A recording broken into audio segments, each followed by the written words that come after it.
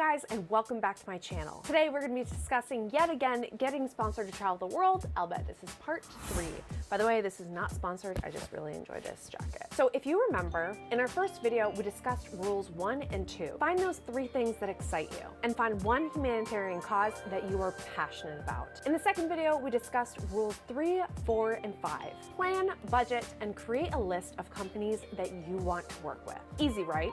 Well, if you've come this far, then you must be serious in not only pursuing your dream, but acting on it. Today, we're diving into the foundation and the most important element to getting sponsored, aside from 110% commitment. And that is the nitty-gritty business aspect. Do not skip this step, guys. This might be boring for you, but if it is, maybe getting sponsored to travel the world isn't for you. I found this step personally to be one of the most exciting because I was physically seeing my career and my business come to life. Be excited because this is about to get real. Be sure to hit that like button as it really supports my channel and making videos like this. And without further ado, let's dive in.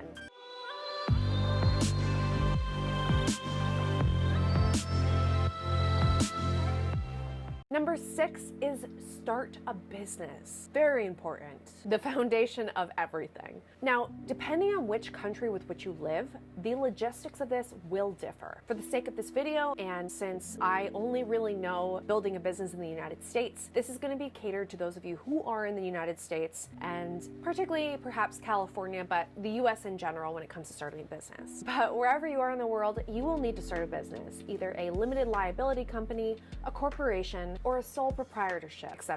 You could also start a nonprofit, and there's many other ways to go with this as well. And this is for many reasons. The most important being is that as someone like yourself who seeks to secure sponsorship cash from other businesses, you will need to be viewed legally and for tax purposes as an independent contractor. They'll want your EIN number or tax ID number, just like Google AdSense. For any of you who have YouTube channels or are trying to monetize your YouTube channels, you'll need to have a tax ID number in order to get paid through Google AdSense. And moreover, if you're seeking funds from nonprofit organizations, or honestly even companies as big as Coca-Cola, many of these companies do not want to give cash to individuals, but rather businesses, nonprofit organizations, even schools, universities, or whatnot.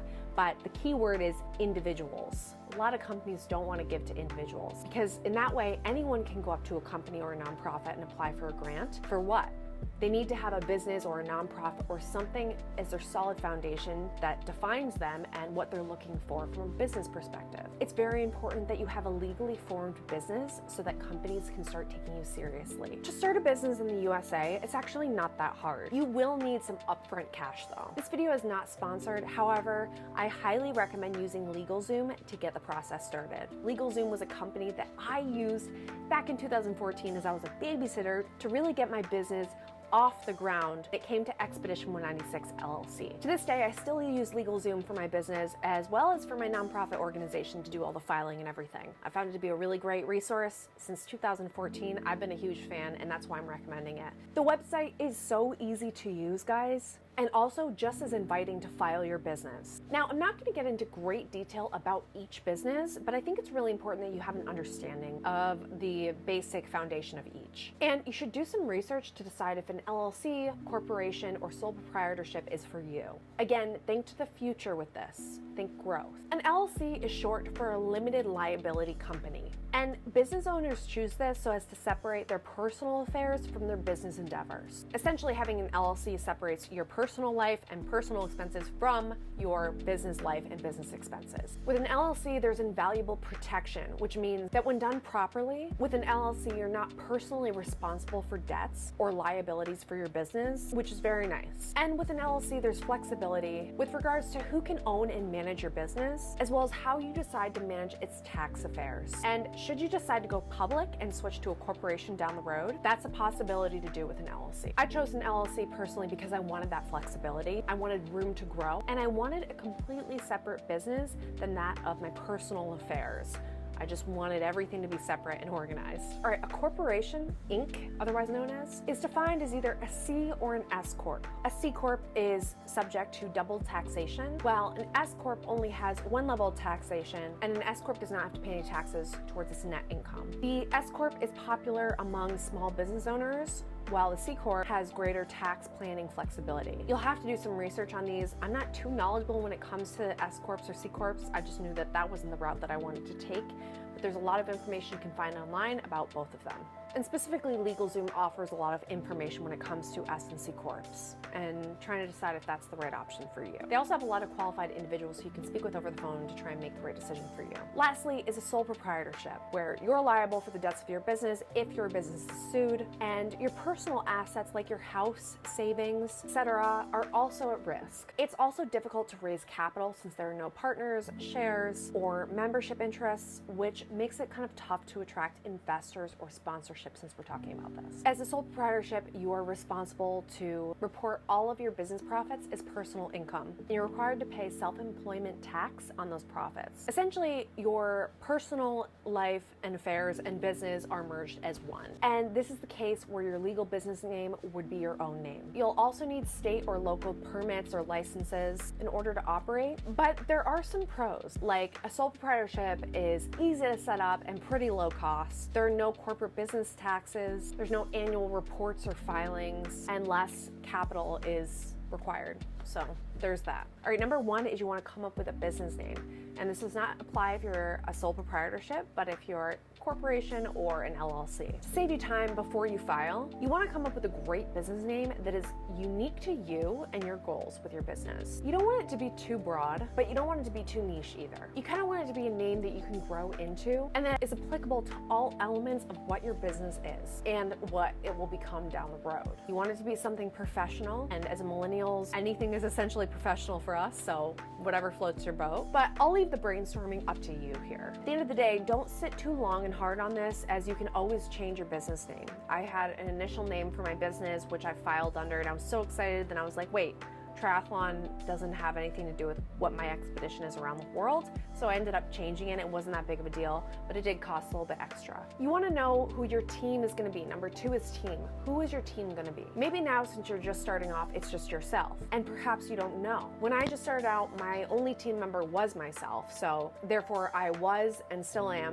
the CEO and founder of my company. Over time, I acquired an assistant, web developer, brand manager, attorneys, CPA, a creative stylist, etc. So you'll want to eventually think about this. If you're starting an LLC or a corporation or a sole proprietorship, start small. You know, that's the beauty of it all. All right, number three is federal and state filing fees. Sounds super exciting, doesn't it? Here's where the money comes into play. In California, for example, the state franchise taxes are $800 a year for your business. If you can avoid filing in California, that's great. A lot of people choose to file in Delaware, or Nevada is another good choice, and those are where the fees tend to be the cheapest. But do things right in an honest way, and if you're living in that state, then likely you'll be filing in that state, and that's what I ended up doing anyways. But for this, you will need a mailing address, and something I recommend is using UPS as opposed to USPS for your business mailing address. When it comes to UPS, yes, it is more expensive to have a UPS address, but it is looked at as being a physical address. A lot of businesses and companies don't want to ship to PO boxes. That's a USPS service, but with UPS, you have a physical street address. I use that UPS address for a lot of things, mostly obviously business, but it's really good to have one of those when you do start a business. You'll obviously also need a social security number, and you'll need either a state ID or a driver's license. I can't recall what each state filing fees are, but most other states other than California aren't as high as $800. You'll also need to pay for a registered agent unless you have one yourself. Then that can run you for around $160 a year, but it's absolutely necessary. LegalZoom also has registered agents, and it's around $160 a year for that. Very convenient, and that's the route that I went. This agent is required in order to forward documents, provide compliance calendars, notify you of important filing deadlines, scan and copy all documentation. They're definitely a necessity. All right, I think this was like a good start. I don't want to get into the nitty-gritty